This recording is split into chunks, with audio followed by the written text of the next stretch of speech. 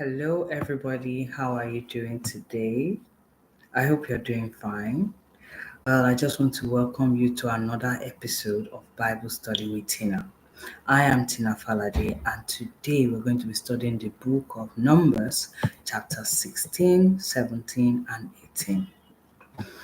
And it says, Now Korah, the son of Izhar, the son of Kohath, the son of Levi, with Dathan and Abiram, the sons of Eliab, and On, the son of Peleth, sons of Reuben, took men, and they arose up before Moses with some of the children of Israel, 250 leaders of the congregation, representatives of the congregation, men of renown.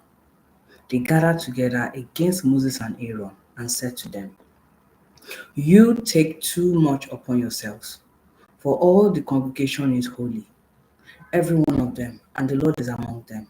Why then do you exalt yourselves above the assembly of the Lord? So when Moses heard it, he fell on his face and he spoke to Korah and all his company, saying, Tomorrow morning the Lord will show who he is and who is holy, and will cause him to come near to him. That one whom he chooses, he will cause to come near to him. Do take this, take censers, Korah and all your company. Put fire in them and put incense in them before the Lord tomorrow. And it shall be that the man whom the Lord chooses is the Holy One. You take too much upon yourselves, you sons of Levi. Then Moses said to Korah, Hear now, you sons of Levi. Is it a small thing to you that the God of Israel has separated you from the congregation of Israel to bring you near to himself, to do the work of the tabernacle of the Lord, and to stand before the congregation to serve them? And that he has brought you near to himself, you and all your brethren, the sons of Levi with you? And are you seeking the priesthood also? Therefore, you and all your company are gathered together against the Lord. And what is Aaron that you complain about him? And Moses sent to call Dathan and Abiram, the sons of Eliab. But they said, We will not come up. Is it a small thing that you have brought us up out of the land, flowing with milk and honey, to kill us in the wilderness, that you should keep acting like a prince over us? Moreover, you have not brought us into a land flowing with milk and honey, nor given us inheritance of fields and vineyards. Will you put out the eyes of these men? We will not come up. Then Moses was very angry and said to the Lord, Do not respect their offering. I have not taken one donkey from them, nor have I hurt one of them. And Moses said to Korah, Tomorrow you and all your company will be present before the Lord, you and they, as well as Aaron. Let each take his censer and put incense in it, and each of you bring his censer before the Lord.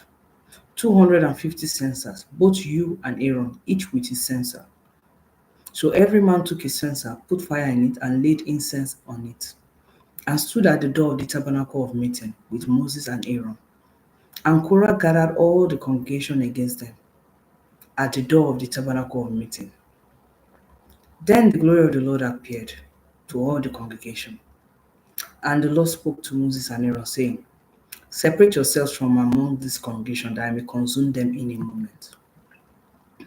Then they fell on their faces and said, O God, the God of the spirits of all flesh, shall one man sin, and you be angry with all the congregation?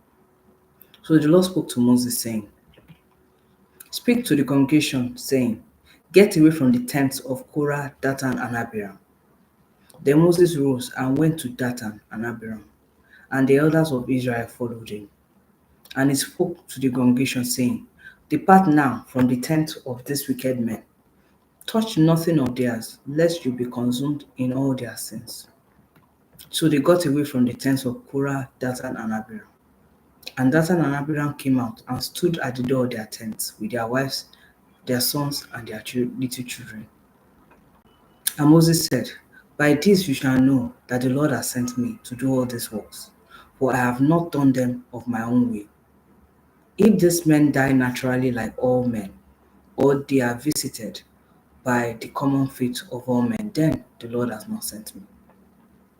But the Lord creates a new thing, and the earth opens up its mouth and swallows them up with all that belongs to them, and they go down alive into the pit. Then you will understand that these men have rejected the Lord.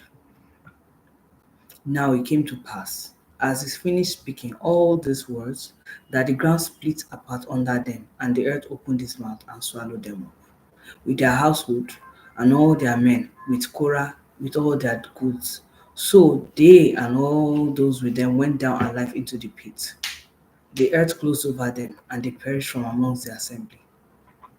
Then all Israel who were around them fled at their cry, for they said, Lest the earth swallow us up also. And a fire came out from the Lord and consumed 250 men who were offering incense. Then the Lord spoke to Moses, saying, Tell Eleazar, the son of Aaron, the priest, to pick up the censers out of the blaze, for they are holy, and scatter the fire some distance away. The censers of these men who sinned against their own soul, let them be made into hammered plates as a covering for the altar, because they presented them before the Lord. Therefore they are holy. And they shall be a sign to the children of Israel. So Eleazar the priest took the bronze censers, and which those who were burnt up had presented, and they were hammered out as a covering on the altar, to be a memorial to the children of Israel, that no outsider who is not a descendant of Aaron should come near the offer to offer incense before the Lord, that they might not become like Korah and his companions, just as the Lord had said to him through Moses. On the next day, all the congregation of the children of Israel complained against Moses and Aaron, saying, You have killed the people of the Lord. Now it happened, when the congregation had gathered against Moses and Aaron, that they turned towards the tabernacle of meeting, and suddenly the cloud covered it, and the glory of the Lord appeared. Then Moses and Aaron came before the tabernacle of meeting, and the Lord spoke to Moses, saying, Get away from among this congregation, that I may consume them in a moment. And they fell on their faces. So Moses said to Aaron, Take a censer and put fire in it from the altar. Put incense on it and take it quickly to the congregation, and make atonement for them, for wrath has gone out from the Lord. The plague has begun. Then Aaron took it, as Moses commanded, and ran into the midst of the assembly. And already the plague had begun among the people. So he put the incense and made atonement for the people. And he stood between the dead and the living, so the plague was stopped. Now those who died in the plague were 14,700, besides those who died in the Korah incidents. And Aaron returned to Moses at the door of the tabernacle of meeting, for the plague had stopped. This Bible passage that I just read made me realize that it seems like the Israelites did not understand the implication of what had happened. First of all, the rebellion went in three phases. Yesterday we read the book of Numbers, chapter 13 to 15, and in the passage, Aaron and Miriam, his sister, ganged up against Moses. To the extent that they were actually backbiting against Moses. They were talking bad about him behind him, questioning him that is he the only one that God is talking to? Why does he think that is better than them? To cut the long story short, God called the three of them for a meeting. He reprimanded Aaron and Miriam and went beyond that to afflict Miriam with leprosy. This leprosy not only led to Miriam being cast out of the camp, far away for 7 days, it also delayed the Israelites from moving forward because they had to wait for her to be healed after 7 days before she came back to the camp. And it was after she came back that they now were able to continue their movement. I thought the Israelites would have learned from this, but no, they didn't. Then came Korah, Dathan, and Abiram. They did theirs. They went beyond what Miriam did. At least Miriam was inflicted with leprosy. They ended up getting consumed, including the other people that they ganged up with. the extra 250 people that offered vain offering to the Lord, they were also killed. That should have, to me, that should have deterred Israelites and they should have learned their lesson. However, they couldn't even wait. The next day after this incident happened, they went again, like the whole congregation, the whole Israel went against Moses and Aaron.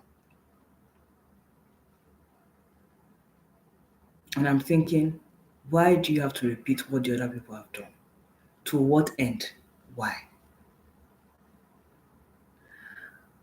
Anyway, before Moses and Aaron could plead on behalf of the whole congregation, God had already started killing them. But thankfully, Moses was quick enough to send Aaron to go into their midst. But before Aaron could get there, over 10,000 people had already died. So there was Miriam's leprosy, almost 300 people dying, then another almost 11,000 people dying. Why? But anyway, let's continue reading the Word of God and let's understand other aspects of the message for today. Now let's start chapter 17. And the Lord spoke to Moses, saying, Speak to the children of Israel and get away from them. Get from them a rod from each father's house. All their leaders according to their father's houses, 12 rods. Write each man's name on his rod, and you shall write Aaron's name on the rod of Levi. For there shall be one rod for the head of each father's house. Then you shall place them in the tabernacle of meeting before the testimony, where I meet with you. And it shall be that the rod of the man whom I choose will blossom. Thus I will rid myself of the complaints of the children of Israel, which they make against you. So Moses spoke to the children of Israel, and each of their leaders gave him a rod, a piece, for each leader according to their father's houses, 12 rods, and the rod of Aaron was amongst their rods. And Moses placed the rod before the Lord in the tabernacle of witness. Now it came to pass on the next day that Moses went into the tabernacle of witness, and behold, the rod of Aaron of the house of Levi had sprouted and put forth buds, had produced blossoms and yielded ripe almonds. Then Moses brought out all the rods from before the Lord to all the children of Israel. And they looked, and each man took his rod. And the Lord said to Moses, Bring Aaron's rod back from the testimony, to be kept as a sign against the rebels, that you may put their complaints away from me, lest they die. Thus Moses, just as the Lord had commanded him, so he did. So the children of Israel spoke to Moses, saying, Surely we die, we perish, we all perish. Whoever even comes near the tabernacle of the Lord must die. Shall we all utterly die? So this passage, chapter 17, basically shows us that God hates murmuring. God hates complaint. He hates when He's doing everything for our good, and at different points in time we are complaining because we don't understand the full picture of what He's doing. God's eyes spans the whole breadth and length of time. There's no time for Him. We are the ones that count, oh my God, I've been in the same situation for the past 10 years. It's not improving. And then you start complaining, murmuring, trying to find shortcuts. This can actually lead to God's wrath against us. We have seen how God was determined to destroy a whole country, His own children that He have promised to take to the land flowing milk with milk and honey, all because they complained.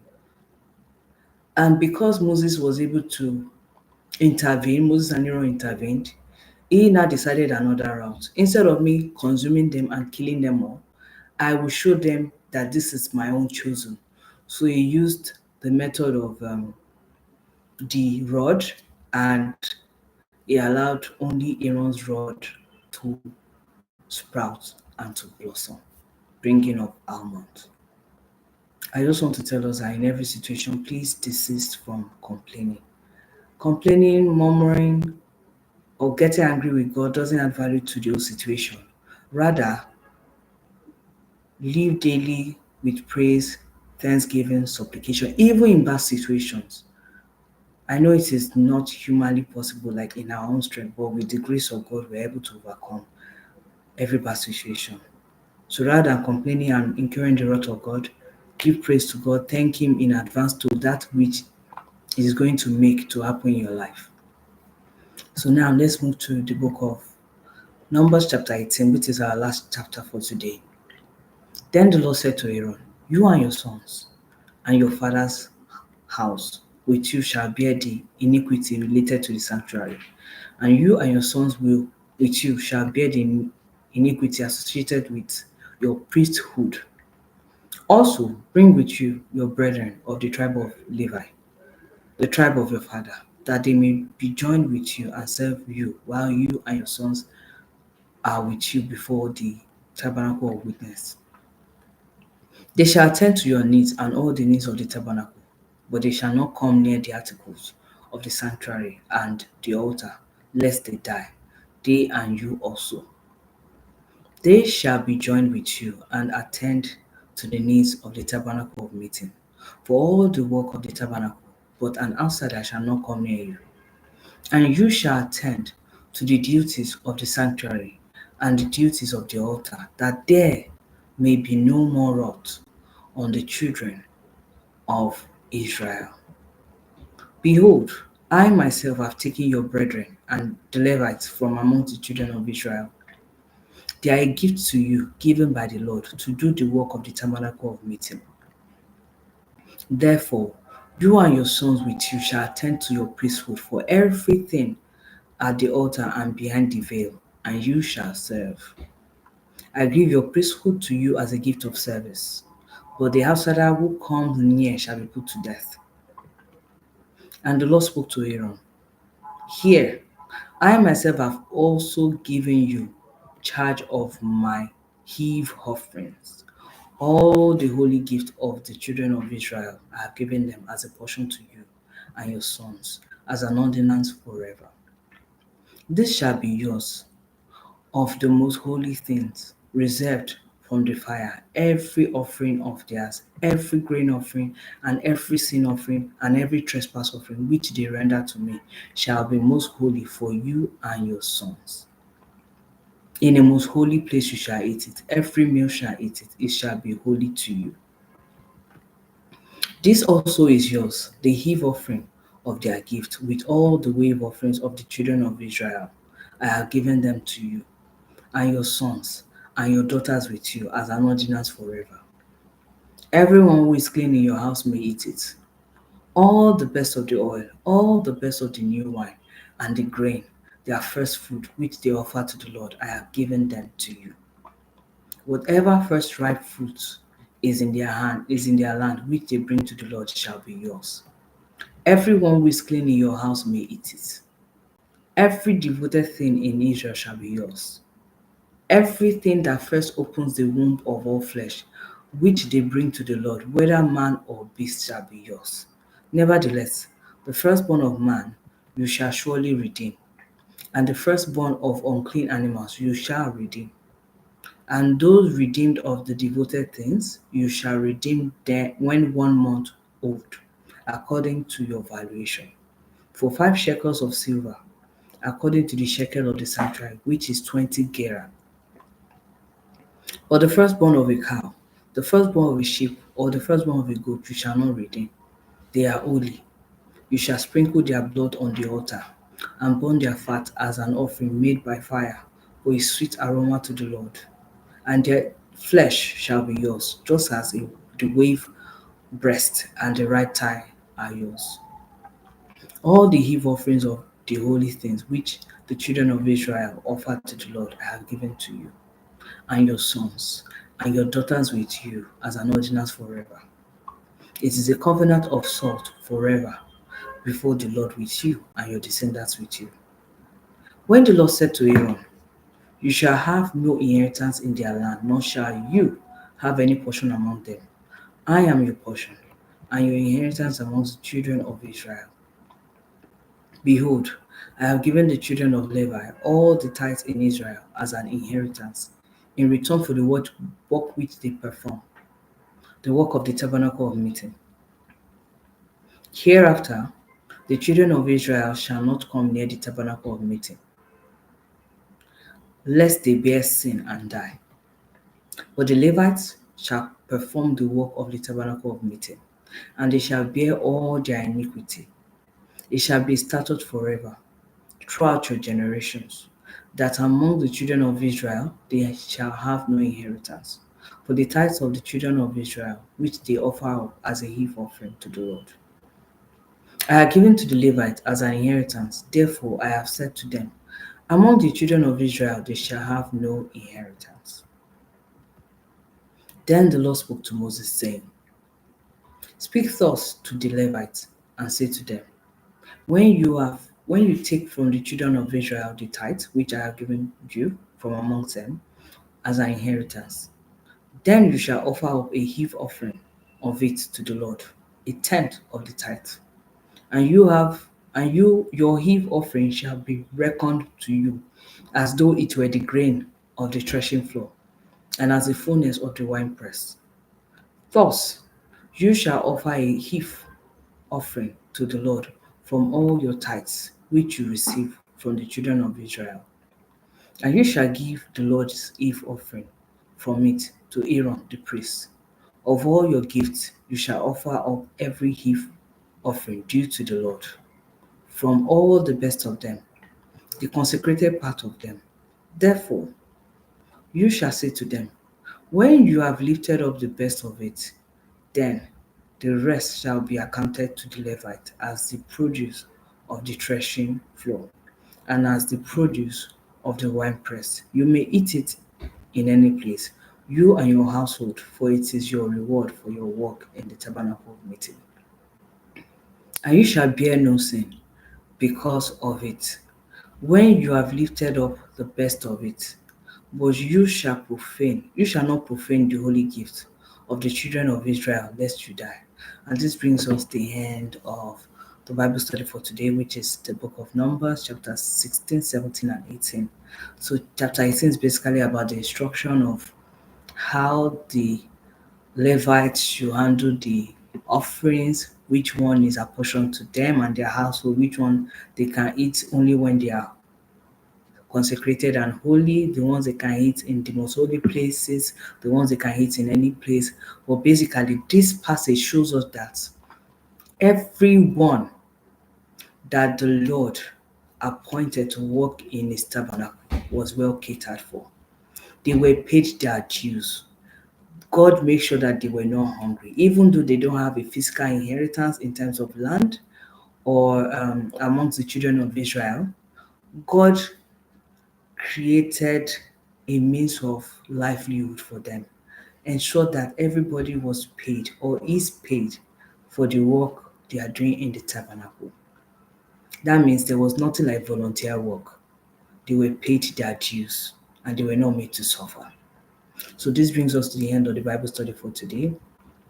I hope you enjoyed studying with me, and today is the 14th of August 2025, and tomorrow we shall be studying the book of Numbers, chapters 19, 20, and 21.